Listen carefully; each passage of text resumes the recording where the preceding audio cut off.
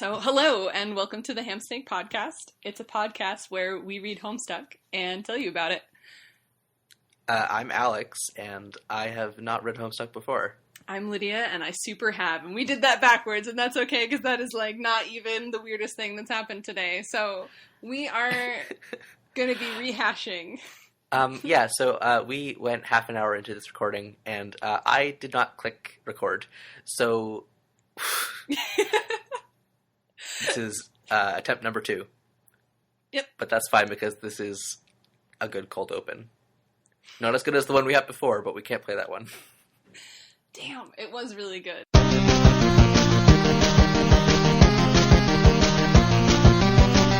So this week, we are picking up where we left off last week, which was at the end of page 2879.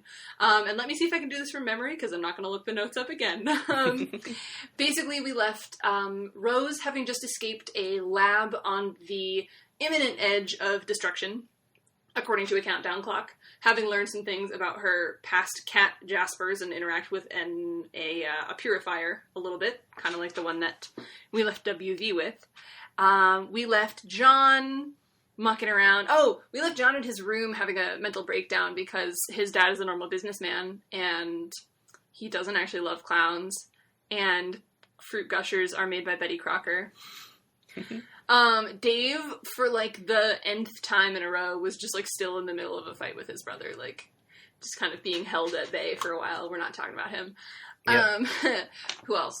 Jade has just confronted her grandfather, finally, who has a lot of really weird decor choices, including, evidently, having himself taxidermied.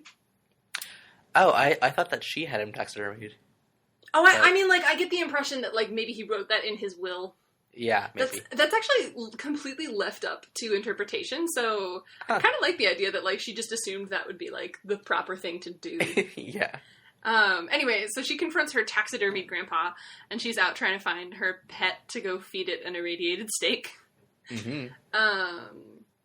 And meanwhile, our carapace friends in the future are respectively sort of converging on the site of the frog ruins. Yes. Which is now a desert. Yeah. So let's just jump into it. Lego. We start this reading with an animation of Jade retrieving the blue package from John that was a few months late for her birthday. But before she can get it, she has to strife with her pet Becquerel, who is a radiation-eating, white, featureless canine of some sort. Similar in design to the faceless father and mother and brother of the other characters. That he is. And as we see, despite having some, doggy instincts, he's a good caretaker. But we'll get to that in a second, because so Jade is trying to, shoot him out of the way, because I guess she knows he's, not vulnerable to that stuff. She's trying to get him out of the way so that he won't let her get the package for some reason. Mm-hmm. So he does... What? I think that he's just playing with her. Okay. But yeah, so, she shoots him a bunch of times, but he keeps doing, space-time manipulation shenanigans to not get hurt by the bullets. Yeah, he does something for one of them, he grows the bullet to be, twice as big as either of them, and then, transports them both on top of the bullet, so they ride the bullet to a different location. Uh-huh. And then it disappears, so then they move to a different location. At one point he opens up a void. Yeah, his body turns into a void that goes at hyperspace speed into a galaxy. So he has some interesting abilities, this good dog. He is a good dog. And then she shoots a bullet for him to fetch in the other direction, and he goes after it and catches it with his mouth. He's very pleased, and so is Jade. Yeah, so she gets the package, and then they hug, and his tail wags, and he is a good dog. He is. And then she falls asleep. She does.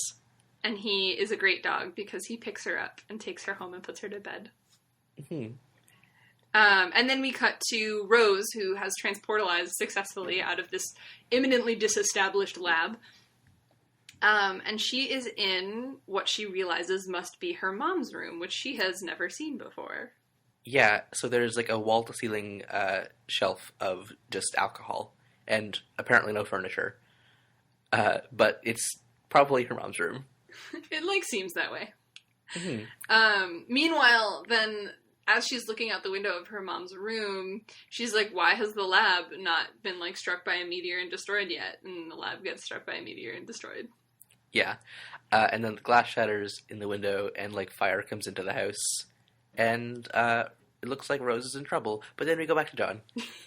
Who is just, like, standing around his house. Like, he's defeated the imminent, like, imp threat. He's just like... He's put on his new birthday suit. Yeah. He's feeling snazzy. Yeah. So he's gonna be productive and, like, try and make some more stuff to, like, use. Some, like, weapons and stuff. Mm-hmm. But we don't see him do any of that just yet, because instead, Jade is gonna have to have a dream. Yeah, so she has these kind of poles with blinking bulbs around her bed, and these correspond to this box that seems to be in her room that has the poles as well, or maybe it's downstairs. I think it's right next to her bed. Okay. But as she falls asleep, or as she starts to dream, a robotic Jade bursts out of this box, and it starts acting out her dreams. Which is pretty cool, because it can do things like grow extra arms to play a bass and fly. And, yeah. So we see Jade's kind of dream self, which is in a room similar to hers, but much nicer, like, and much less cluttered.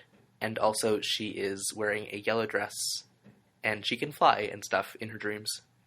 Right. Of course, because it's dreams, right? Right. It's totally not real. Don't worry about it. Yeah. It's complicated. So before we get back into that, we go into the past to Jade's birthday, when John has sent her her gift. And they talk about the trolls that have been contacting both of them. John drops another R slur, which sucks. But then Jade says that she's counted 12 of these trolls, and it's like the Zodiac.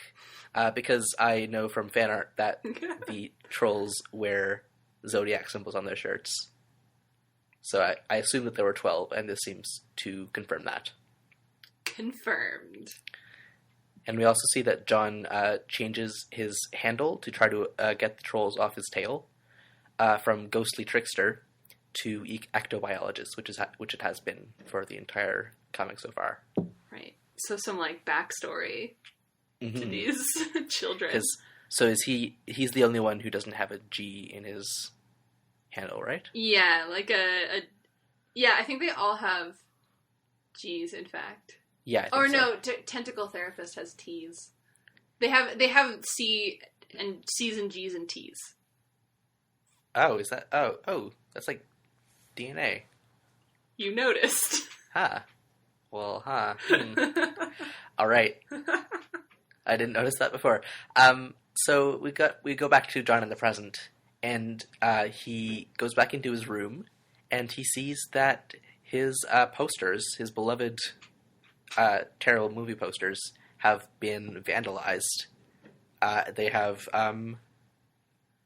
like horrible looking clowns like, scrawled all over them In, like, a hideous fluorescent, like, MS Paint pencil tool. Yeah, so he gets really angry at the imps. Right. So, and then we cut right back to Rose, who is apparently safe from the fire consuming her house in her own room. Down the hall. Don't worry about it. It's fine. It's fine. So she... Go ahead, yeah. Go ahead. She's named the kitten, the mutant kitten from the lab, Vodka Mutini. She has. Or Muty for short. She has. And I love that cat. Mm-hmm. That's such a cute... The way that it's written is... the way that it's written. The way that it's written. Yeah, it's so cute. It's just such a cute cat. Mm-hmm. Love me a good cute cat picture. Do you want to mention your friend? Oh, yeah. So I had a friend who, for a long time, ran a roleplay blog where they, like, roleplayed as Muty the cat. That's so cute. Yeah. But so then Rose is talking to John. John is like, oh, like, you're psychotherapizing me. And she's like, I'm just trying to be a friend. And, like, granted, she's a friend who, like, is a psychotherapy hobbyist. But, like, I don't know. I thought it was sort of interesting because that's something that comes up in my own life is that, like, what's the difference between therapizing your friends and just being a friend for them? Like, yeah. Not always super clear. So Rose comes in on John having a fit about these posters. But then she says, John, those posters have been vandalized ever since the game started. And he doesn't take that well. He thinks she's telling a joke. But she's pretty adamant that the posters have always looked like that since she started looking at his room. Right, and for proof, she even shows him, like, the screen caps from her, like, walkthrough, which include, like, images of his bedroom, because that's what her view is. And if you look at them, like, you can open them from the chat log and, like, look at them in a separate tab, and the drawings are there. So. Yeah, very spooky. Yeah. But then we cut back to the future, where the Wayward Vagabond is at the Frog Ruins. Right. He needs to get down from a high place, and he is unwilling to sacrifice his mayoral sash to do it. Yes. But then on one of the spires of the temple, he sees a length of cable. So he tries to purify it into his room. Mm-hmm.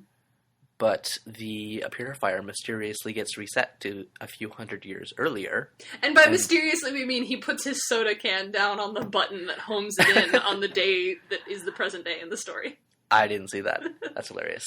But where that cable is now, there, at that time, was the package that John sent to Jade with a letter attached to it. For Mr. Mayor in Jade's handwriting. Right. So he gets that, and then he gets the cable, which is probably put there by Jade at some point between the present and the future for him to get, because obviously. Yeah. Where are we? So he gets the rope. And he starts climbing down, and then we see that PM is coming in her little, like, helicopter-y looking ship. And then we see that a previously unmet, they're a new person, they are previously unmet, that's a technical term, is, like, holed up in, like, the sort of archway that's very high up in the temple, and looking he's at an them aimless through... He's a what? He's looking at them through, like, a gun scope. Yeah. Yeah, he has a huge gun, and he is a carapace person. He has a black carapace, and he is wrapped in caution tape. Yeah, which looks really cool. Yeah, he's pretty cool looking. He's got, like, a pointy looking, like, head. Looks like a Robin Hood hat, kind of. Oh, yeah. Or, like, his head wrapping, I guess. I don't know. Yeah. And his name is Aimless Renegade. He is. Right, so after that, we jump back to the conversation between, John and Rose, and that's the point at which Rose actually sends the screen caps. I had not that it really matters, because the continuity no worries. is there. But so then Rose gives her theory of, like, what was actually going on. Mm-hmm. So what Rose thinks is that, when John went into his father's room and saw that his father was a normal-looking person, he was suddenly able to see something that his subconscious had done before, because his kind of paradigm of reality had been rearranged. And Rose thinks that John had subconsciously vandalized his own posters with clown imagery as kind of an act of rebellion against his father's apparent obsession with clowns. Well, so she doesn't think it's an act of rebellion. She thinks it's this negativity of some kind that John has got, like, stored up, and that he's just directing onto his father, and so then he thinks that it's a rebellion against. So this is the sort of the chicken and egg problem that you were talking about on the session that we lost. Yeah. Is that like, so he was, it still doesn't explain why he makes it, like, why he makes it about clowns, but, Yeah. Yeah. So what Rose thinks is that as a child, the father, or dad, his name's Dad, just saw these clown drawings that John did and started collecting clowns to, like, please his son. But then John, who never liked clowns in the first place, started resenting the clowns and probably subconsciously did more clown drawings. And just kind of, it escalated from there. The question is, like, until the house became overrun with clowns, and neither of them were probably very happy about it. Like, where did the clowns come from? Well, they both knew, but, like, they both thought they were making the other person happy. Right. Which is kind of touching in a sad way. But, yeah, the question is, like, where did this start? Like, did the father buy one clown, thinking John might like it, and he misinterpret John's reaction to that? Or did John have, like, a pre-existent negativity towards clowns? We don't really know that at this point. But John is pretty upset about the posters being vandalized, whether by himself or the imps. Right. But he doesn't really have time to do much about it right now, because Rose is working on just, like, building the house, and he needs to be working on, like, alchemizing some more stuff. Yeah, and there's kind of some incongruity between what we previously saw about the house building, because, like, back then, I forget what it was, but something, like, almost fell off the edge, and then Rose made this big plank of flooring, like, that just extruded out of the house. Yeah. Kind of, like, without any regard for physics. But now she has to worry about, like, load-bearing walls, because the platforms on top of, like, brick chimneys that she's been building are starting to wobble. So it's kind of not totally congruent, but it doesn't really matter. Yeah, I'm okay with those details being, like, inconsistent. Mm-hmm. I'm fine with that. So we leave them to it for a little bit, and we check back in with Jade, who is floating around on the moon. Her dream self, yeah, is kind of flying around this golden city, and first she's playing the advanced bass, which has 2 necks and 2 small keyboards on it as well. The advanced bass. She's able in her dream to grow extra arms to do it. Yes, and her robot Dreambot in the present and here and now also can grow arms, because that's fine. Yeah. So then we zoom out when she's playing this advanced bass, and we see that she is in this very spiry golden city, in a tower that looks a lot like her own on Earth, but also different. And there's 2 of these towers on this moon, but it's also chained to an even bigger moon. Bigger mood.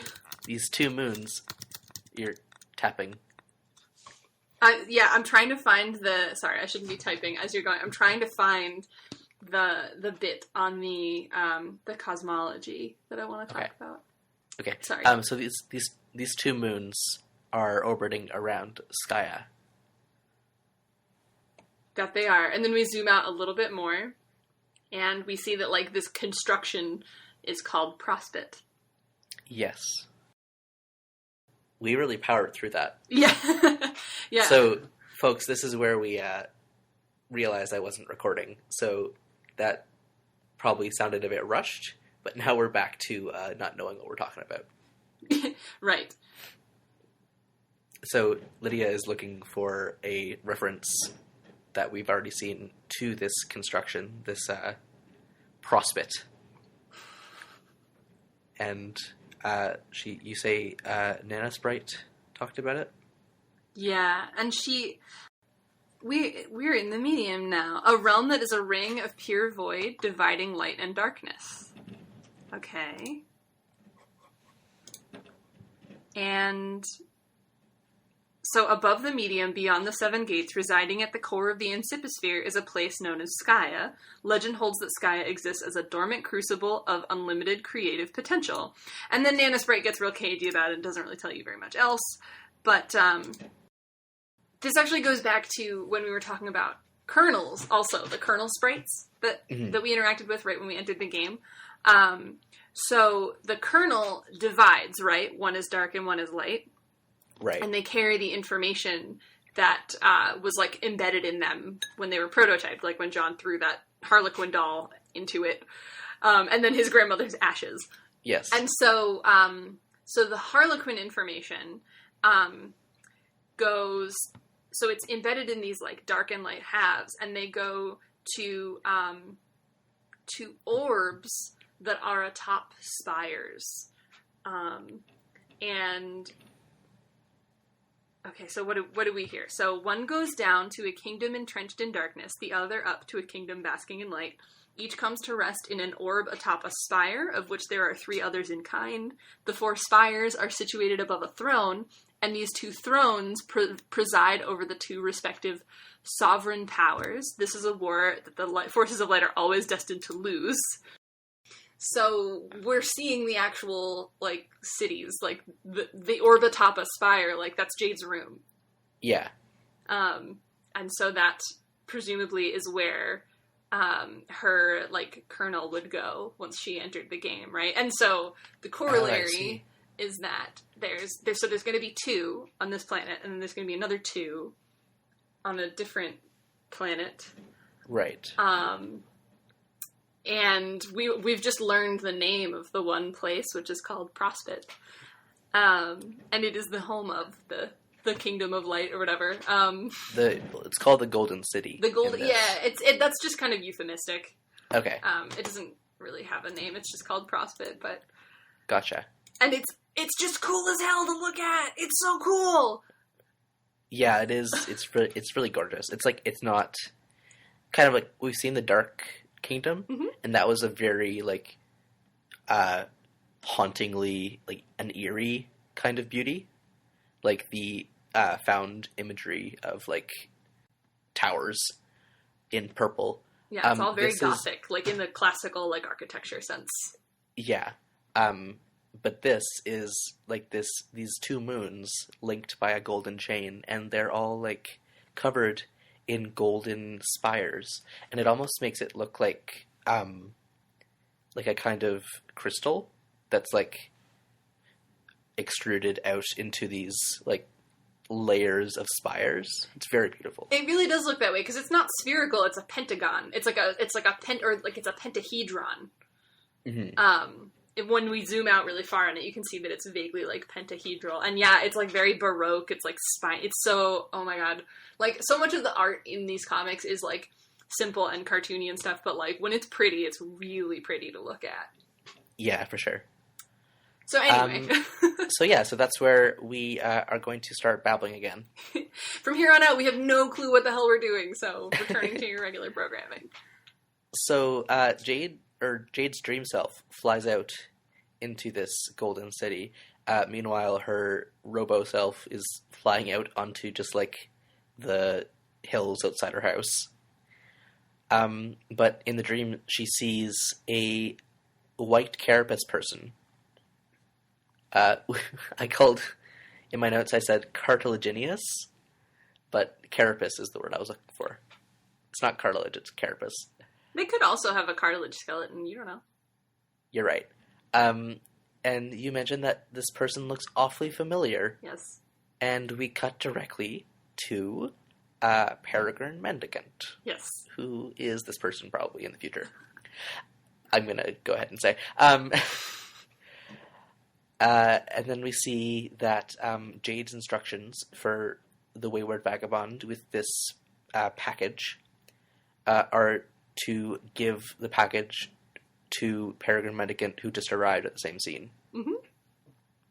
But AR, the third carapace person, does not like that and starts shooting at the 2 of them. So adorably, they end up, like, diving behind the same cover, and they're just, like, glancing at each other. Like, yeah. Hello. And like, yeah, and WV tries to like scoot over to her, and she just like eyes him, and then like he goes back. But eventually, like it's awkward, I guess, because they're like opposite color carapace people. But he gives the package to her, and it's very cute. He gives the package to her, and there's another letter on. So the instructions that Jade has for him are like she mostly just draws like a picture of like of like the scene that's unfolding. Yeah, so it's like her instruction is like go here and like an arrow to like a rock where he needs to go. And, with like a heart beside it. Yeah, and then like another little like panel in it that's like give present. Yeah. Hooray! Yeah, and so there's also inside the letter for him. There's also an envelope with a letter for her. Right. And it's like to the mail lady. Yeah. Because she's like a mail person. MAIL. Yes. Yeah. Yeah. So it's Jade is, oh my god, she's so cute in every way. And then but we don't actually see that sort of exchange take place, I don't think, or maybe we see it take place, but then we cut away to...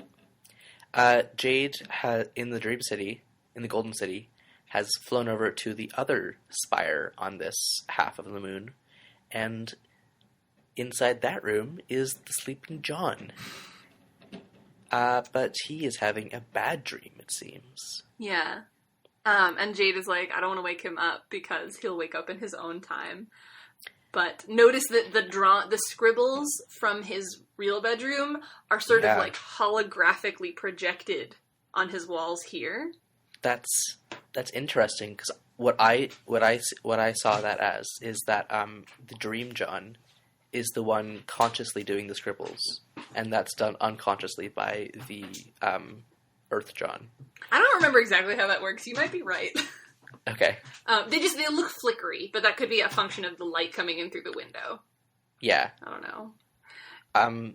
But then the Dream Jade, she says like, I don't remember when John will wake up. I wish I had some system for remembering things. And you see her hands up close, and there's no like memory strings on them. Right. So it seems that Dream Jade isn't quite the same person as regular Jade. She doesn't have all the same memories. Right. Which is interesting. Mm-hmm. But then she has to go back inside because it's about to be an eclipse on this two-moon world. And I think that just means, like, whatever the source of light is going to go behind Skaya. Mm-hmm. So it's just going to be, like, pure black on this world for a while. Which is kind of interesting about, like, dark and light. Like, the light place can't escape the dark. Yeah. Or something. Yeah, which, I mean, does get a little bit into the, like, problematic opposition of, like, light is good and, like, dark is evil and, like... Mm-hmm. As we see with, like, the Carapace people, like, interacting in the future, it doesn't actually matter. Like, they're just a bunch of little, like... They're just, like, people, and, like, they all, like, interact, and they all have, like, their own motivations, but, like, the fact that it's, like, let's pit the like, white Carapace pawns against all of the black Carapace pawns, like, that's kind of lazy and problematic, but... Yeah, for sure. It's also, like, the single longest-standing, like, motif in all of Western literature, so, like... Yeah, exactly. I don't know. I'm not gonna, like, pick a super big fight. I'm not gonna, like, make a huge stink about that, but it is, like... a little bit uncomfortable of a thematic choice, I guess. So, the last thing that happens in this reading is John does a bunch of alchemy. Yep.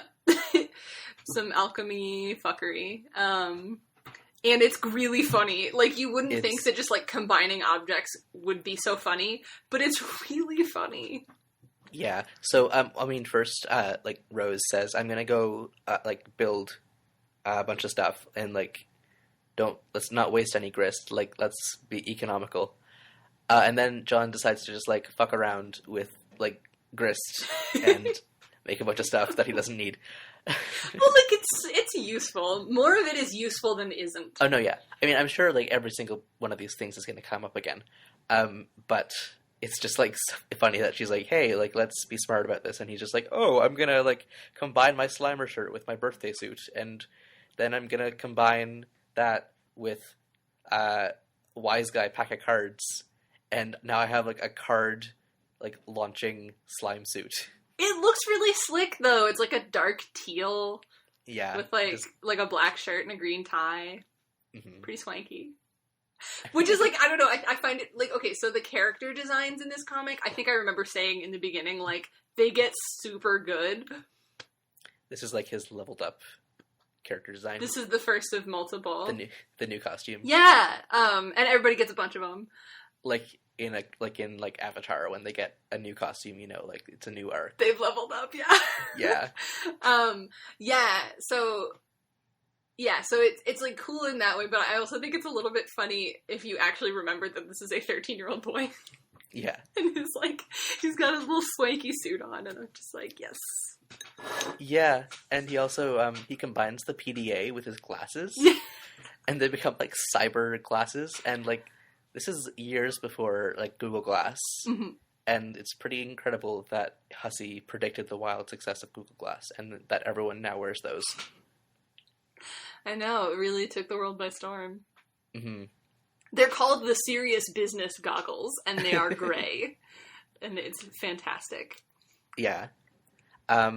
He also makes he makes a new hammer. Like, he combines his, like, the sledgehammer with, the Sassacre book, the old one. And a telescope. So, like, the shaft of the hammer is a telescope. Right. And, like, the heads of the hammer are, like, these two, like, blocks of iron, but, like, patterned with this, like, crusty brown and, like, teal swirl pattern, which looks cool as hell. It looks cool as hell. It's described as, it's the telescopic Sassa Crusher. Yes. This thing could probably pound an ogre into crude burger. Of course, you have no hope of lifting it whatsoever.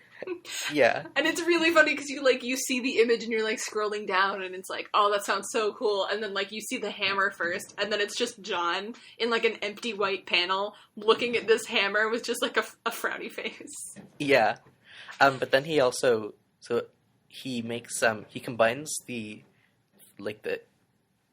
ectoplasm that Nana Sprite left behind with fruit gushers, and they become, like, a healing item, but, like, unappetizing. They are called the hellacious blue phlegm aneurysm gushers. But he also combines that ectoplasm with, basically a power glove, like, a thing, like, to control a slimy ghost hand. Oh, I think he combines it with the PDA. Well, the PDA is already combined with the... It's just codes. Oh, you don't actually combine the objects, you just copy the codes onto cards and... Oh, I see. Yeah. I thought he was, like, consuming the items. No. Okay, cool. So yeah, he makes this, like, digital hand, like, glove that controls a ghost arm that can lift the hammer. And then he combines that with the mirror to make the opposite, like, the left hand. Our boy's so resourceful. Very funny, yeah. He then makes, like, some useless stuff. There's a joke that, like, obviously wasn't in poor taste when this was made back in 2009, where he's got a Bill Cosby poster that he combines with his laptop to make a Bill Cosby shaped laptop. Yeah. But there's also, what he does is he uses, like, we have, like, more, like, stuff about punch card, like, math, basically, that's, like, kind of boring, but one of the things that he does is he uses another poster he has to sort of remove the marks from the Bill Cosby poster. And the other poster that he has is this hideous poster of a horse attacking a football guy. And I want to talk about that poster a little bit because it's just bad art. Like, it's just a bad painting. But there's also, like, a tail there. So that painting, Andrew Hussey owns that painting. Oh. Andrew Hussey held a fundraiser in the end of 2007 going into, like, early January 2008 to raise the $425 the painter was asking for that thing, which he successfully did. And purchased this painting. which he originally had seen online and like worked into like a past project. And he before he ever started Homestuck, when he was sort of riding on like Problem Sleuth fame, Hussey squeezed $425 out of the internet to buy this hideous horse poster painting. That is incredible. That is a good story. Thank you. Yep. So yeah, he's just making a bunch of random shit now, basically. Yep. He makes a pogo ride hammer combo, but instead of being like a pogo hammer, it's a hammer pogo. Yeah. Like it's a pogo ride in the shape of a green hammer. Yeah. He's like, this seems less fun, but probably safe. Yeah. And then he tries to combine his Problem Sleuth game with the hammer, but the grist cost to make that item is way too high, and it requires like 3 kinds of grist that he doesn't even know yet. Like, it's just like question marks where the icon should be. So that's interesting. Yeah. Problem Sleuth is powerful. Then he makes the wrinkle fucker! Yes. Which I think is the iron combined with the pogo hammer. Yeah, it's like a clothing iron. Yeah. And so it just goes, the wrinkle fucker, and then he's like clutching it like, yes! Yeah. It actually says hiss in the background. So then we see like him facing the camera surrounded by all his loot. Like all these, he's all geared up. And it's like my birthday and Christmas combined. Not that could ever happen. Which made me realize this page was published on Christmas. Not quite. It's published on the 23rd. Yeah. But that's still a good joke. Yeah. Because like in the comic, it's still his birthday. Yeah, exactly. Jokes. Yeah, and then finally, we get to see the end of Dave's strife with his brother, which has been going on for 3 episodes now. Yeah. Yeah, it's just these like little throwaway flashes, and it's just like, at least this one doesn't go on very long. Like, it's just, they like, what is it? Bro like slices Dave's like shitty sword in half, and we get a little like action pop-up that's like, cheap piece of shit!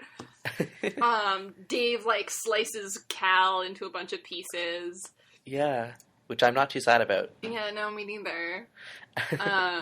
But Dave goes flying. Dave goes flying. Bro drops his copies of the beta onto Dave and hoverboards off into the inferno that is the city. Like surrounded by crows. He's surrounded by swirling crows, yeah. Yeah. Because he's a cool guy. It's pretty intense imagery. And that, friends, is the end. Lydia, we have some listener questions. Oh, hell yeah. Let's hear them. So, first, I'm going to go with the questions that were sent to us over Twitter by Twitter user Dromedary, who I'm going to always check for first now, because we missed them last time he asked on Twitter.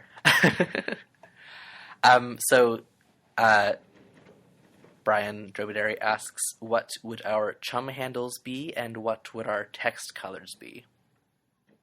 God. I think I saw that on the Twitter, and I was just like, fuck, I'm gonna have no answer. And sure enough... wait. Okay, oh no. I don't want to be Hooch Dragon, but that is an option. That is good. That came up in our dud recording that we had to discard. It did. Don't worry about it. Okay. Do you know what yours would be? I don't. I was gonna workshop with you. Okay. Well, let's take a minute. Yeah. Martian something. You are Martian something. Martian. You would be. Can we just go with like our echelon rungs? Because those were good. Yeah. Yours at least was good. Toddle Scholar. Yeah, I think that's really good. I like that one for you. Yeah. Mine could be like Meaty Alex. Yeah, I think that one works well as a handle. Yeah. Meaty Alex. As opposed to like Mini Alex. Or like Maxi Alex. Meaty Alex. I kind of like Mini Alex too. Mini Martian? Sure, yeah, there we go. Oh god. Okay. Mini Martian. Speaking of media, our next question... Wait, we didn't say text colors! Oh, right. I think I'll just go with, like a navy blue. It's very straightforward. It's, like, good readable. Mm-hmm. If I'm being real with who I am as a person, mine would be, like, a really hideous, obnoxious, like, bright purple or, like, fluorescent pink. And you would have to, like, make your chat window, like, have a black background in order to read what I say. I think, like, a really saturated purple, but that you sampled from a really good sky pick. Yeah. Like a sunset purple. Yeah. Yeah. All right. That was a good question. That was a super good question. Yeah, thank you. So our next question, I kind of fucked up, and I got an anonymous question, but I wasn't thinking in hamsteak mode, so I thought that I just gotten this out of the blue on my own blog. Yeah, I saw that. So the question was, if you want to go look at my whole answer, I tagged it under anonymous on my blog, or under It's Media, because it was about media. So the question is, what are your preferred modes of engaging with media? What things tend to resonate with you? Mm-hmm. Since I already answered this, like, in a lot of detail, but like, on the assumption that it was just, like, someone asking me this personally out of the blue, I'm just going to leave... Maybe we can link to this in the show notes, my stupid long answer. But I'm just going to let you answer that in your own way. Okay. Your answer is really thoughtful. And it's something that, like, I don't know, that's interesting because it's not necessarily something I think about a ton. And honestly, I don't actually consume very much media, and I, like, never have. Like, I have to, like, really make a point to, like, sit down and, like, read a book or, like, watch a TV show or anything like that. Right. And that's an ADD thing, as it turns out. Because, yeah, it's because, like, because it's not like I don't love that. Like, I love media, I love comics, I love, like, movies and everything, but, it's like, if there is, like, some kind of stimulation that I can get quicker, that's what I'm gonna go to. And so, and also, right. Like, everything taking me 3 million years means I don't have as much time to engage with media if I'm fulfilling my obligations. So that makes sense. Yeah. So how do I go about engaging with media? So that's sort of the problematic part of it, is I will often just kind of, like, immerse myself in whatever happens to cross my path. And I just am reading Tumblr constantly, and I'm reading Twitter constantly, and I'll read any article you send me. No, I won't. But I might read it, like, I don't know. You'll add to your reading list. Exactly, yeah. So I do that. When I actually engage with, like, the media that I choose to, like, really seek out and, like, sit down with, actually it ends up being pretty specific, and I should broaden that, but it's, like, I like media that, like, that makes me feel, like, a way that I wouldn't normally, like, an otherworldly kind of feeling. Like, whether that's positive or negative, or just kind of outside of what you're used to? Yeah, it's usually, I mean, I find it to be, like, it's a mixed experience of, like, both, like, it's, like, calm or, like, exhilarating or something, but then it's also, like, very, like, unsettling and unnatural. So, like, I don't know, like, what came to mind is, like, I really like, I don't know, I like a lot of, like, I guess it's, like, chill wave music or, like, chill house music, and then I like, what is that game that you play? It's a phone game, and it's Assyrian, like NC Escher drawings, and it's a little... Monument Valley. Monument Valley, yeah, so I really loved Monument Valley. I don't know, that book that I talked about, the Invisible Cities book, that's just, like, right. Weird cities that couldn't happen, or, like, I'm reading, like, a book of, like, Jorge Luis Borges' book. I don't know if I'm pronouncing his name right, because I've never heard anyone say his name out loud. People talk about him all the time, and I think it might be one of those ones where I'm pronouncing it the Spanish way. That sounds right. But, like, yeah, but, like, I don't know if that's done in English. I don't know if it's pretentious, whatever. Like, I don't know. So, like, stuff like that, like, I guess... Or, like, I love Rice Boy. Oh, man. If you're talking about comics, Rice Boy. Oh, so otherworld. So yeah, I mean, like, that's, like, the main thing that grabs me. But I mean, I also just, like, it's, like, either that or, like, scratches my, like, Star Wars itch, basically. So, like, I really like Saga. Nice. Because it's a goofy, like, space opera that's also, I mean, it's also very serious. But, Well, yeah. I feel like a lot of Saga is also kind of otherworldly. It is. That's true. Yeah. So yeah, that's basically it. Nice. That's a good answer. Good. We have more questions. Okay. Our next questions come from Tumblr user Quiet Serval. Hi! Oh, hey! Aw. We've been mutuals for, like, since I joined Tumblr. Oh my god. We've been mutuals since, like, I was a Homestuck. That's why I followed her. Hey, friend!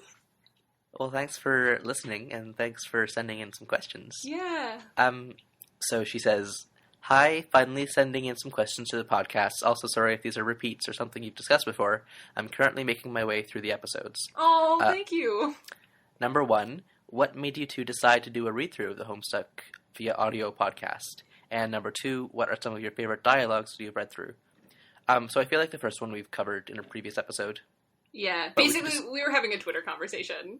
Yeah, and we just thought it would be a really fun project, and I was kind of looking for an excuse, I guess, or like a reason to dedicate my time to Homestuck, because I wasn't sure if I would enjoy it, and I am so far, but I also feel like if I hadn't started with this, I might not have kept to it. I don't know though. And the other question, what are some of your favorite dialogues that you've read through? Probably anything, for me at least, anything that Jade's been part of, because I just, like, love her writing style and, like, how positive she is, and, like, it reminds me of, like, what I aspire to write like, I guess, like, with lots of positivity and genuineness. Aww. That's so true. She's like so full of good vibes. Mm-hmm. I think my favorites are probably anything with Rose in them. Because she's just ridiculous. And especially I think that one dialogue that Rose and Dave have while Rose is trying to, like, set things up in her cat's mausoleum, and, like, Dave just, like, creates an entire fursona. Right. Or no, that he does that when he's talking to Jade. So yeah. just, like, little bits and pieces like that. Yeah, I think all of the characters so far have, like, really enjoyable quirks in their dialogues. I think, like, all of them have really interesting dynamics with each other. They do, yeah. The characterization is, like, so good in this story, and it's so bizarre because, like, I'm pretty sure, like, nothing that Hussey did before this, like, was remotely that way. Mm-hmm. And he's just like, I'm gonna do a story, and, like, surprise, the characters are, like, incredibly well developed. Yeah. Also, since we sent out the call for questions multiple times before recording this episode, we got some more questions from Quiet Serval. Okay. First, what was our favorite alchemization this update/reading? And if you could choose, what would you alchemize? Wrinkle fucker. My favorite is the wrinkle fucker. Good. I'd say probably, yeah, wrinkle fucker is really good. It's really so gross. I also really like the other hammer, the Sassiker one. Telescopic Sassiker. The telescopic Sassacrusher. Yes. So basically, like, the hammers were very good. That's not quite the title. That's like the tagline of this episode. The hammers were very good. Okay, yeah, that's the title. That's fine. Okay. And what would we choose to alchemize?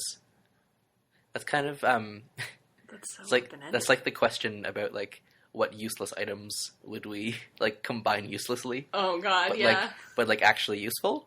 Yeah. I'd like to alchemize my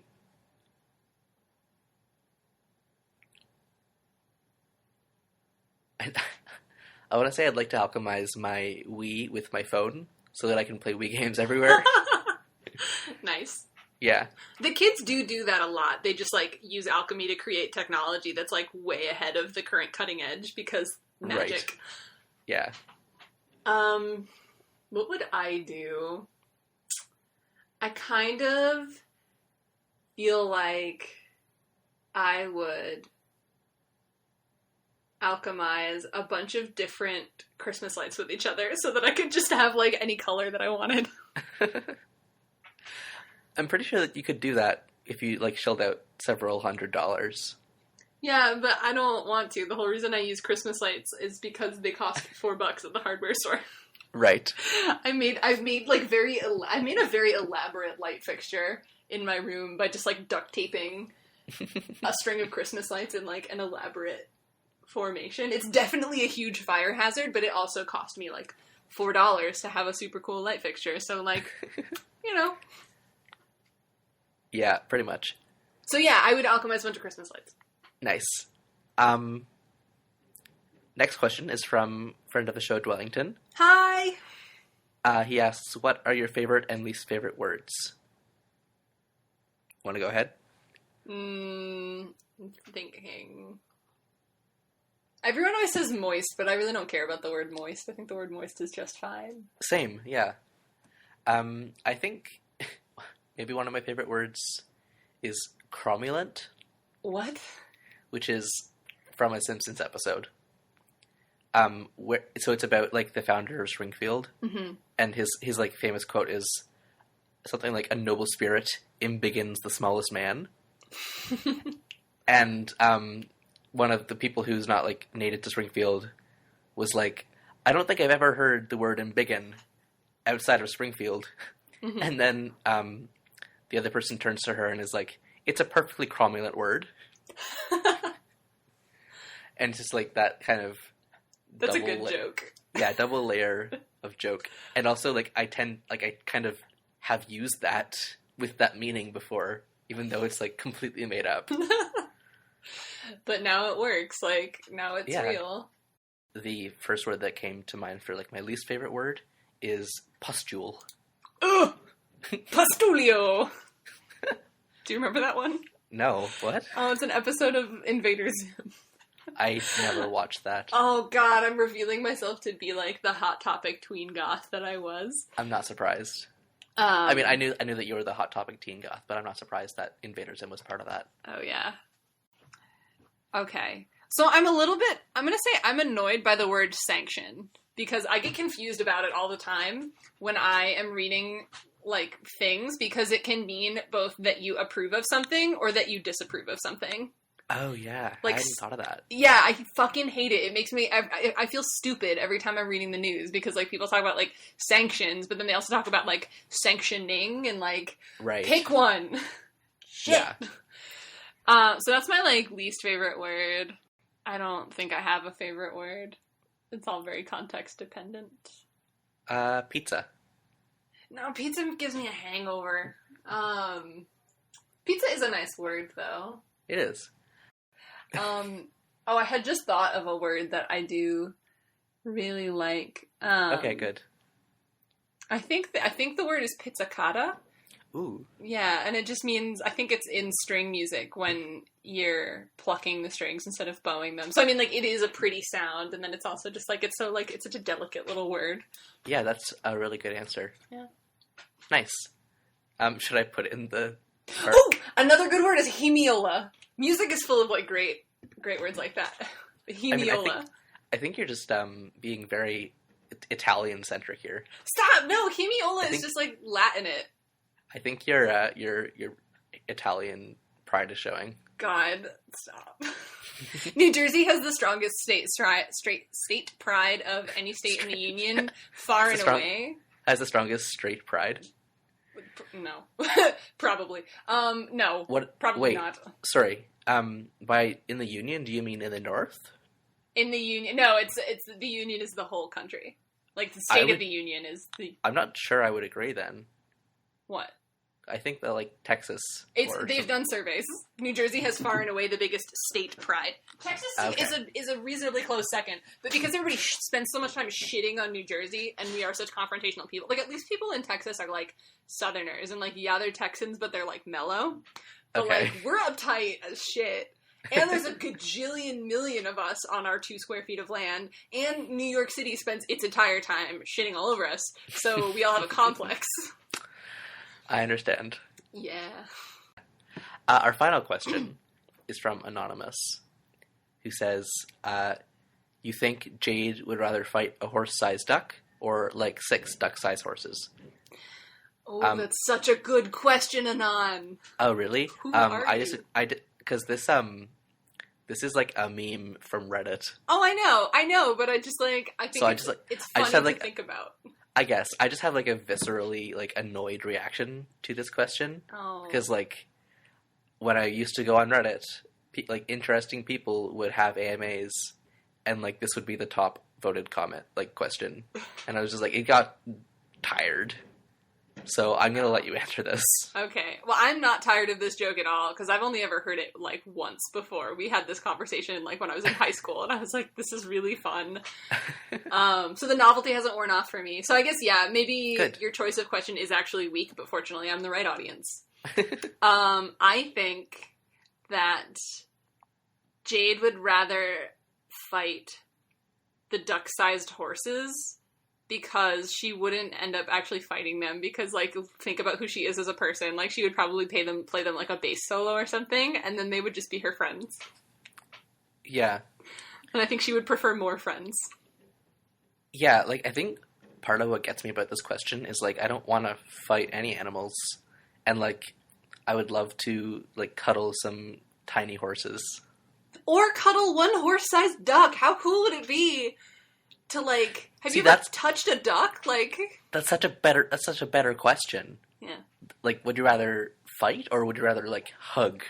Okay, all right, I'm invested now. Would Jade rather hug a horse-sized duck or, like, 6 duck-sized horses? That's a hard question. Oh, right? I think probably she gets, like, enough, like, one animal hugs from Becquerel, so she'd be interested in, like, the multi-hug. Like, she'd want to know what that's all about, right? Yeah. I think she'd be really into, like experimenting with a multi-hug. I'm getting such vivid imagery of her just getting, like, swarmed and hugged by these tiny horses. Like, yeah, like videos of, like, puppies just, like, piling onto a person. Yes. But they're, like, tiny horses. Yeah, on her beautiful tropical island. Oh my god, this is beautiful. From now on, I'm gonna just reinterpret this question as hugging instead of fighting. Good question, Anon. Thanks. So those are the questions. Thank you for sending them in. I'm glad that we got a good variety of questions, and I'm glad that we remembered to check both places that we get questions. Yes. So if you'd like to send us a question, you can send one to hamsteakpodcast.tumblr.com or give us that on Twitter at hamsteakpodcast. Oh, but another thing is, if you want to send us a question, you can send it to our Gmail. We are hamsteakpodcast@gmail.com. We have yet to receive a single email, I don't think. Yeah, I don't think we've checked ever since, like, the first 3 episodes. Should we just stop saying it? Yeah. Okay. Just let it go defunct. Okay, that's fine. I mean, I think it's for the benefit of people who don't have Tumblr or Twitter. But, like, how would they find the podcast? That's not our audience. Yeah. That's fair. All right. Thank you guys so much for listening to this 12th episode of the Hamsteak Podcast. I would just like to point out that we broke 1,000 pages this week. We read 1,066 total pages of ham. So much ham. So little time. So much time. So incredibly much time. Which, speaking of how much time, next week we're gonna so we always, like, recap a little bit of, like, where everybody's at the start of each episode, but that's gonna be a lot more substantial next week, because it's gonna be the end of Act 3, and Act 7 has not yet started. in Homestuck. So in some structural sense, we're halfway done. Oh my god. Yeah, But we not will be really halfway at done, all. but not really at all. But we've also been at this since November, so we figure it might be helpful to, especially if you're jumping onto the podcast late, like, you know, catch you up on everything that had happened up until now. So you can look forward to that next week, and then we are going to read through the end of Act 3. Mm-hmm. So that's page 2971 through page 3053. So not much in terms of pages, but probably lots in terms of plot content. Yeah, we have a character entering, so there's going to be content. Oh boy. All right. So if you would like to reach us individually on the internet, I am LeafCrunch on Tumblr and CrunchLeaf on Twitter. And I am BrickChip on Tumblr and also BrickChip on Twitter. And thank you so much for listening. Thanks. We love your questions. Thank you for sending so much questions. Yeah. This was a good variety of questions this week. This was awesome. It was super good to hear from you guys. And we will see you next week. Yeah. Or you will hear us. Yeah. Bye, you guys. Bye. Da-da-da-da.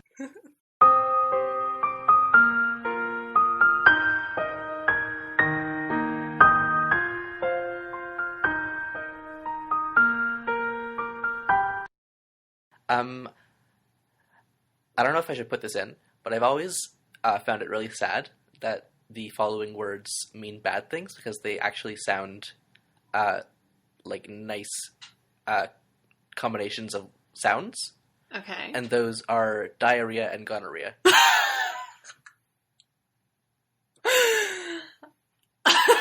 Do you know what I mean? Yeah. Yeah. Like, diarrhea would be a nice name if it didn't mean that. That's so gross. Do they not have, like, viscerally gross connotations for you? Well, I think, like, when I started realizing this, I, like, consciously separated that. That's it was a little shocking to just have diarrhea. I tried to, like, set you up for it. Thanks. You tried. You did. I mean, you did all you could.